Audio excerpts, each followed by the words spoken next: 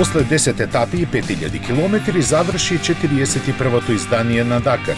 Најуспешен во суровиот и опасен маратон на тркала беше Насер Ал-Атија, кој и ја донесе првата победа на Тојота.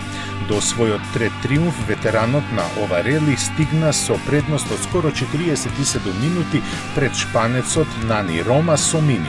Славниот Себастијан Леб со Пежо не можеше да се носи со нив и заврши на третата позиција.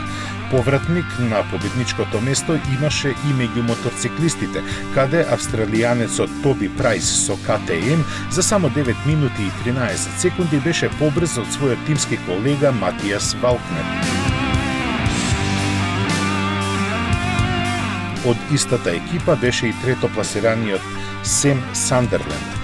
Кај камионите немаше изненадување. Русинот Едуард Николаев со КАМАЗ по пети пат најбрзо ги совлада тешките километри на јужноамериканските беспаќа. Друштво на подиум му правеа сонародникот Димитри Сотников, исто со КАМАЗ и холанѓанецот Жерар Дерој со Ивеко.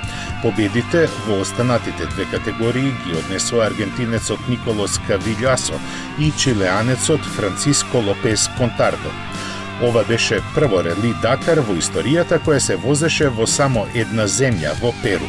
Заради низа причини, неговото одржување сериозно беше доведено во прашање, така што организаторите планираат повторно да се вратат во Африка.